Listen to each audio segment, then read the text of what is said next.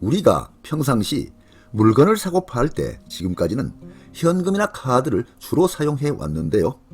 앞으로는 현금이나 카드가 필요 없이 거래 가능한 획기적인 방법이 도입됩니다. 너무나 중요한 내용이니 끝까지 시청하시면 많은 도움이 될 것으로 생각됩니다. 한국은행과 정부가 토큰 형태의 디지털 화폐로 다양한 바우처를 지급하고 쓸 수 있는지 확인하는 실험을 진행합니다. 이창용 한은 총재는 지난 11월 6일 서울 중구본부에서 김병완 금융위원장, 유상임 과학기술정보통신부 장관과 중앙은행 디지털 화폐 예금 토큰 기반 국민체감형 디지털 금융서비스 실증 관련 업무 협약을 체결했습니다. 이번 실증 사업은 중앙은행 디지털 화폐 CBDC를 기반으로 발행된 예금 토큰에 교육, 문화, 복지 등의 바우처 기능이 원활하게 탑재 활용되는지 점검하는 데 초점이 맞춰집니다. 지금까지는 바우처를 실물 지갑에 종이 상품권이나 카드 등으로 가지고 다니면서 썼지만 디지털 화폐로 바우처를 지급하면 휴대전화 등을 활용해서 QR 결제 등의 방법으로도 바우처를 손쉽게 사용할 수 있게 됩니다. 관계부처 합동 보도 자료입니다. 중앙은행 디지털 화폐 CBDC를 활용한 새로운 디지털 금융 서비스의 첫발을 내딛는다는 내용입니다. 중앙은행 디지털 화폐 CBDC란 중앙은행이 제조, 발행, 유통하는 디지털 화폐로 기존 법화의 형태만 변화한 것일 뿐 동일한 화폐 가치를 지닙니다. 예금 토큰이란 은행 예금을 분산 원장상에서 디지털 형태의 자산으로 토큰화한 것으로 물품, 서비스, 구매 등에 활용할 수 있습니다. 한국은행은 디지털 통화의 새로운 가능성 타진을 위해 관련 연구 개발을 진행하고 있으며 현재 CBDC 활용성 테스트 착수를 위한 시스템 개발 등 제반 사업을 진행 중에 있고 CBDC 및 예금 토큰 기반 디지털 바우처 관리 플랫폼 개발 등을 거쳐 실증 사업을 추진하고 있습니다.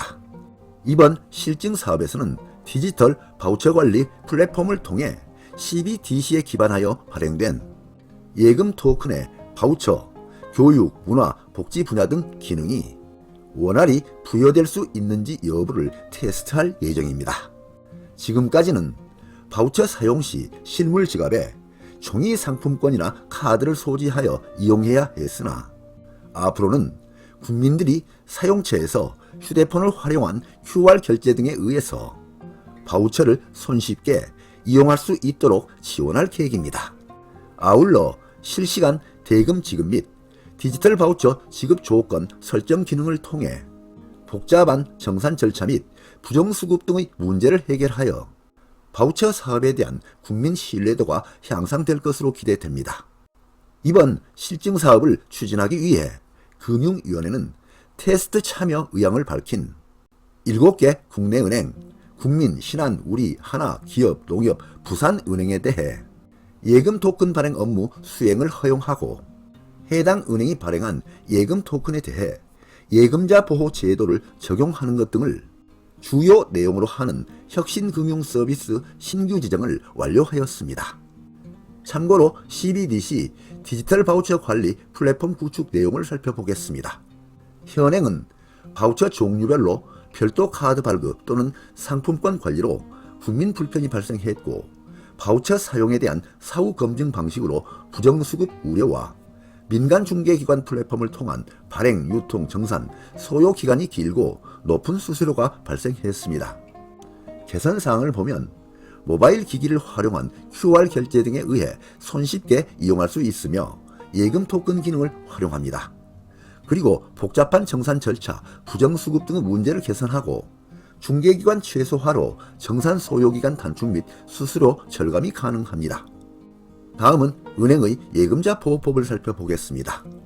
우리나라는 예금자 보호법에 따라서 예금보험공사가 보호 한도 내에서 원금과 소정의 이자를 지급해 주는데요.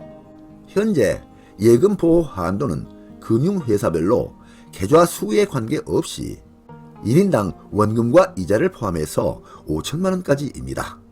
동일한 금융사의 여러 계좌에 각각 5천만 원이 넘는 금액을 넣어두었다고 하더라도 한 개의 금융사에서 보호받을 수 있는 금액은 최대 5천만 원까지만 보호를 받는다는 뜻입니다.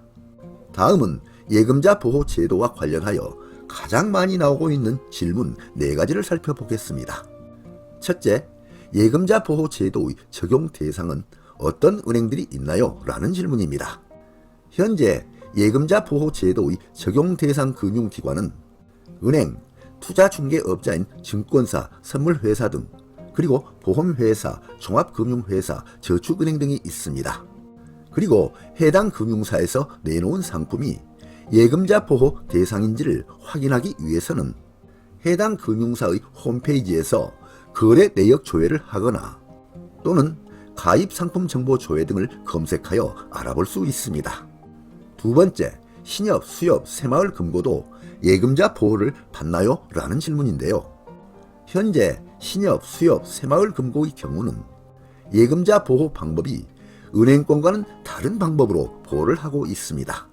신협, 수협, 새마을 금고는 예금자 보호법에 따라서 보호를 받을 수 있는 금융회사는 아니지만 새마을금고 중앙회의 예금자 보호 준비금, 신협 자체 기금 등에 따라서 1인당 최대 5천만 원까지 보호받을 수 있습니다. 다음은 예금자 보호 관련 주의사항입니다. 예금, 적금이 아닌 투자 상품은 보호받지 못할 가능성이 있다고 합니다.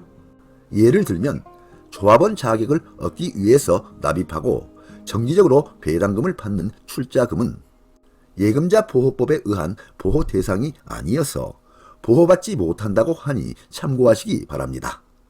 세 번째, 전액 보호를 받을 수 있는 방법은 없나요? 라는 질문인데요. 네, 전액 보호를 받을 수 있는 방법도 있습니다. 우체국 예금은 100% 원금 플러스 이자를 보장해 줍니다. 우체국 예금 보험에 관한 법률을 보면 제3조에서 우체국 예금 보험사업의 관장을 규정하는데요. 우체국 예금 사업과 우체국 보험 사업은 국가가 경영하며 과학기술정보통신부 장관이 관장한다고 규정하고 있습니다. 제4조에서는 국가의 지급 책임을 규정하고 있는데요. 국가는 우체국 예금과 우체국 보험 계약에 따른 보험금 등의 지급을 책임진다고 규정하고 있습니다. 우체국 예금에서 특징적인 점은 예금자 보호 금액의 보호 한도를 두고 있지 않다는 점입니다. 그렇기 때문에 예금자가 1억 원을 예금하든 100억 원을 예금하든 원금 전액 플러스 이자까지 보호된다는 뜻입니다. 그래서 안전을 최우선으로 생각하신다면 다소간 이자율이 낮더라도 우체국 예금이 더 유리하다고 보여지고요. 이자율을 최우선으로 생각하신다면 시중은행 금리를 잘 살펴보시고 시중은행 예금을 검토해 보시기 바랍니다. 네 번째, 예금자 보호액 한도 상향은 언제쯤이나 될까요? 라는 질문인데요. 예금자 보호액 한도 상향은 현재 여당과 야당 의원들이 모두 다 상향 조정하는 법 개정을 추진하고 있기 때문에 빠르면 이번 정기 국회에서 처리될 수도 있고 늦더라도 빠른 시일 내에 1억 원 이상으로 상향 조정될 것으로 예상됩니다. 국제예금보험협회에 따르면 전 세계에서 예금자 보호 제도를 운영하는 국가는 총 144개국이라고 하는데요. 이 국가 중 주요국들은 2008년 글로벌 금융위기 이후에 예금자 보호 한도를 상향 조정한 것으로 알려지고 있습니다. 주요국 예금자 보호 한도액을 보면 한국은 5천만 원을 그대로 유지하고 있는데요. 미국, 영국, 캐나다, 일본, 프랑스, 독일, 이탈리아는 보호액 한도를 1억 원에 육박하거나 1억 원을 초과한 금액으로 정하고 있습니다. 네, 오늘 동영상 주제는 중앙은행 디지털 화폐 실증사업 추진 사항이었습니다. 많은 도움이 되시길 바랍니다. 끝까지 경청해 주셔서 감사드립니다.